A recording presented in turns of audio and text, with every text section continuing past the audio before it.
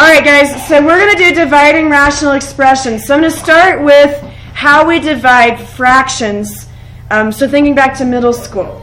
So a lot of you had Dr. Nichols in middle school when you did fractions, and she had this thing called copy, dot, flip. Before you factor anything, we've got to change this into a multiplication problem. So the first fraction, you just copy down. Okay, you just copy it. There we go. And then the dot part is where you change division to multiplication. And then the last part is flip. We're going to flip over the second fraction. So this is what you do with fractions when you're dividing. Copy the first one, change this to multiplication, so that's the dot, flip. And so I'm just using that because I know a lot of you are familiar with copy, dot, flip.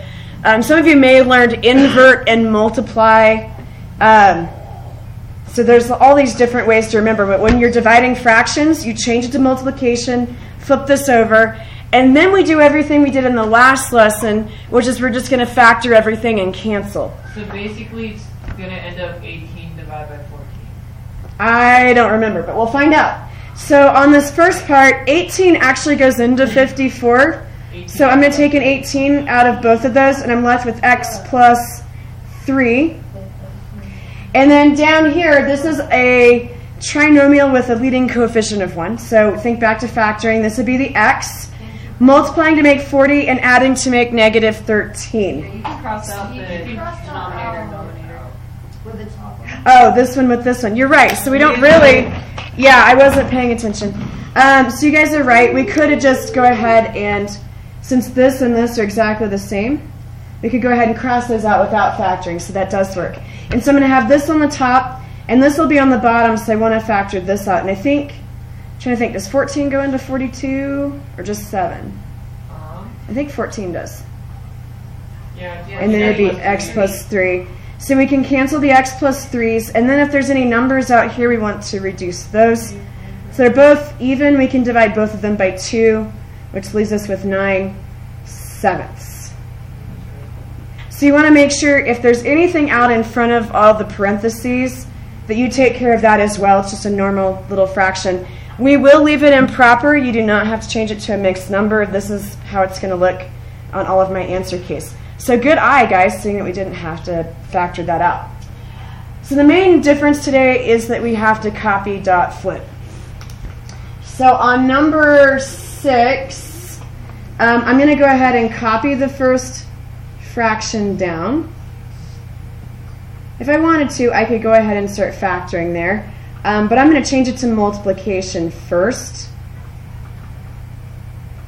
And then I will factor everything. So we just changed it to multiplication, and we flipped the fraction over, just like you would if it was numerical fractions. All right, so I don't see anything that immediately cancels, so we'll go through and factor things. So what can I do with this first part, the 4m squared? Take out a 4 and an m.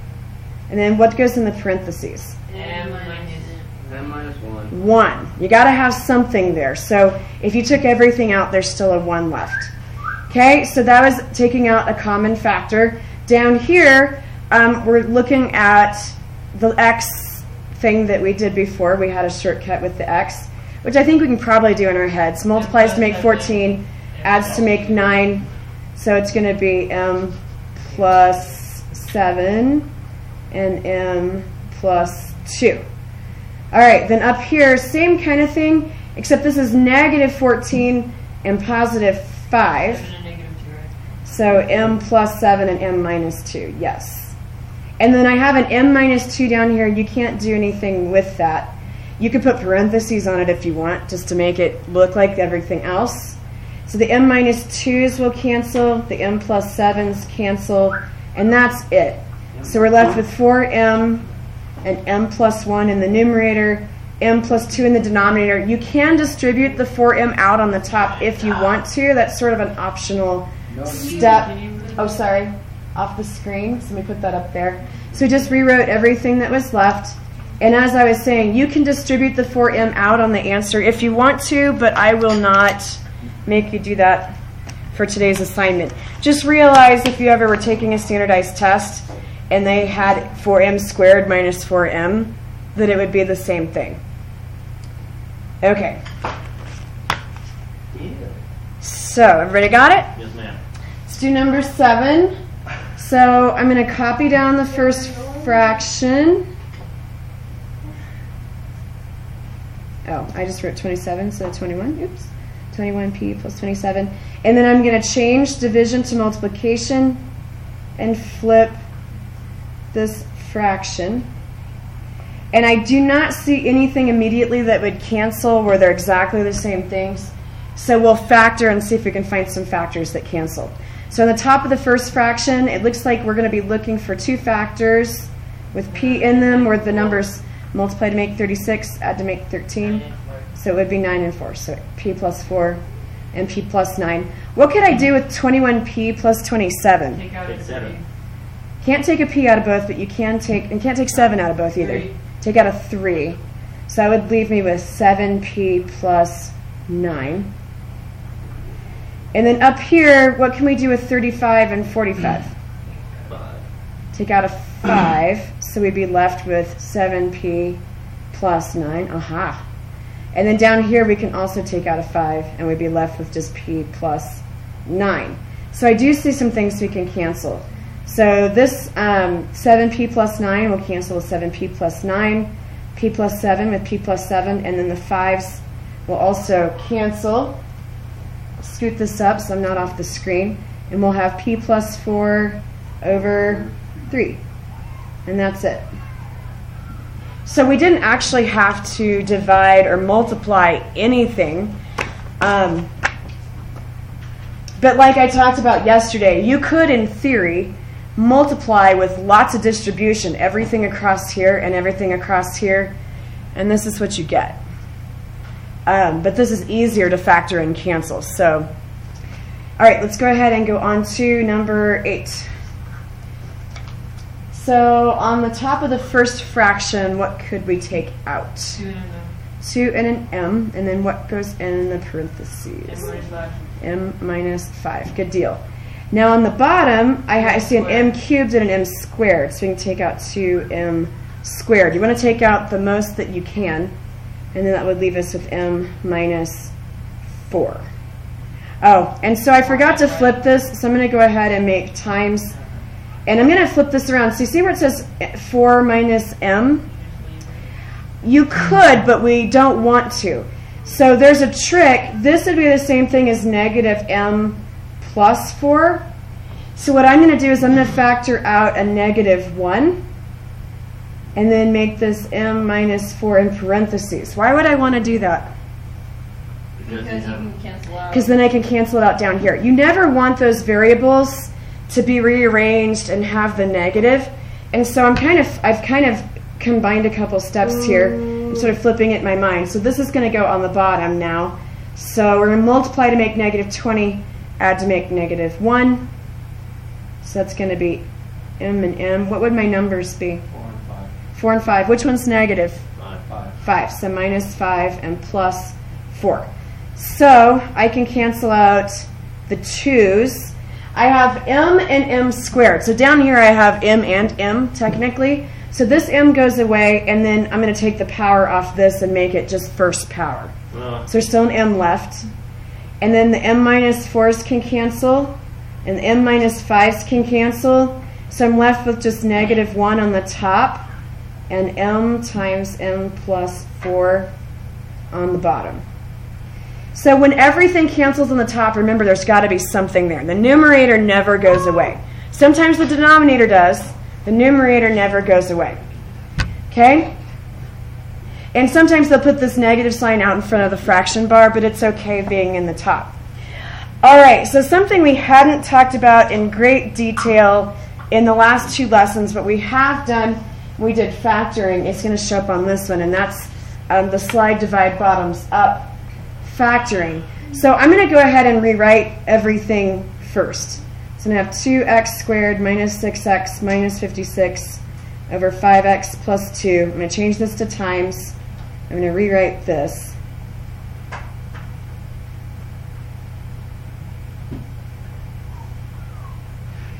All right, so first thing that I noticed on this top part of the first fraction is that it is even. I can take a 2 out of everything there. So I'm going to go ahead and do that. So I'd have 2, and then it'd be x squared minus 3x minus, that'd be 28. And then that will factor further. So I'm going to come down here and go ahead and finish that out so that it's factored completely. So once I take the 2 out, this is what I'm left with, and then I can factor this into 2 smaller factors. We'd have x and x. We need numbers that multiply to make negative 28, that add to make negative 3. 4 and 7. 4 and 7. Which one's 7 negative? negative. 7's negative. So minus 7 and plus 4. So I went ahead and just did that whole top all the way through. 5x plus 2, you can't do anything with. It doesn't have a common factor. There's no powers. I can't take an x out of both terms. So it's just going to stay. Every once in a while we luck out and have something that doesn't have to factor. Now we come over to this part. I have 5 and 42 and 16. I'm going to have to slide divide bottoms up. So we're going to have to do a little scratch work on the side. So the 5 right here, we're going to slide down here to the 16, and we're going to multiply it by 16. And so I'm going to rewrite that as x squared plus 42x plus, I think that's 80. And then we're going to factor that. So we're going to multiply to make 80 and add to make 42. So how about 40 and 2? So then I would have x plus 40 and x plus 2. But that's not my final answer. I slid and moved this 5 over here. Now I've got to take care of that. So I've got to divide 40 by 5. It becomes x plus 8. And I've got to take 2 divided by 5. Make sure the fraction does not reduce, because if it does, you've got to do that at this step. And if it doesn't, what do I do with that fraction? 5x plus 2. Bottoms up. So you move it up there and we get 5x plus 2. So that's what I'm actually going to put down here. Any more room? You got to write small. No, it's happening anymore. Okay, so we just did that here. Then if I look at the bottom of this one, it looks even. I think I can just take a 2 out of everything there. So 2x squared plus 5x plus 4. So I'm going to have the 2 out in front. And we would have 2 numbers that multiply to make 4 that add to make 5. So 4 and 1. So we only had one of those slide, divide, bottoms up kind of problems because we couldn't take the 2 out of or the 5 out of everything up here. Now we can just cancel. So I have 5x plus 2 that can cancel. I have x plus 4 that can cancel, and the 2's would cancel. So that leaves me with x minus 7 and x plus 8 over x plus 1. If you feel really ambitious, you can use the FOIL method to distribute all of that out, but I'm not going to make you. You've pretty much done all you need to do. And so if you want to multiply all that out with FOIL, be my guest. But we're just going to leave it there. That was a little bit more tricky. Okay, so there's a little bit of that on the last one. There was a little bit of this on yesterday's assignment, and some of you asked me about it. So just make sure, if there's a number in front of that x squared and you can't take it out of everything, you're using the slide divide bottoms up, which we all should know how to do, but it's a good reminder. Okay, so let's look at number 10. I'm going to rewrite it first, very small. If you wanted to, you could always just rewrite the second part and sort of cross off that original fraction. So I'm going to change it to times and make it 5a minus 1 over 15a minus 3. Okay, so what can I do with 40a plus 8? You can take 4 out of it. You could, or we could go bigger and take out an 8. Oh, So let's do that. I wasn't thinking of it. So you always want to find the biggest number that goes into both, just because otherwise you're going to have to reduce it again. So then we'll have 5a plus 1 there. Okay? Then on the bottom, I have a 5 in front of the a squared, but the 49, I can't take a 5 out of that, not evenly. So I'm going to have to do a little scratch work. I've got a little room up here above, so I'm going to do that up here. So first I'm going to take the 5, I'm going to slide it down here and multiply it by the 10. So I'm going to have a squared minus 49a minus 50. And I'm going to try to factor that. So Yeah, so it's negative 50 and negative 49, so it would be negative 50 and positive 1. So this would make a minus 50 and a plus 1. But don't forget, when you slide the 5, you have to divide the 5. So I have to take the 50 and divide by 5, which gives me a minus 10. I have to take the 1 and divide by 5. That doesn't reduce at all. So I'm going to bottoms up, make it 5a plus 1. So when I rewrite this all, I'm going to use that final a minus 10 and 5a plus 1. If you want to go ahead and cancel the 5a plus 1s, that's already done for you. 5a minus 1, we really can't do anything with because I can't take a 5 out of both of those, and that would be my only option. So I'm just going to leave that. I can factor something out of 15 and 3, though. 3. So I'll have a 3 out there, and then I'll have 5a minus 1. So the 5a minus 1s can cancel. And I think that's all that will cancel. So you're left with 8 on the top. Put parentheses on that. And then we will have a 3 and an a minus 10. I like to put the 3 in front. You can put it after the parentheses if you want. You can distribute the 3 if you want to. Choices. But that's essentially our final answer.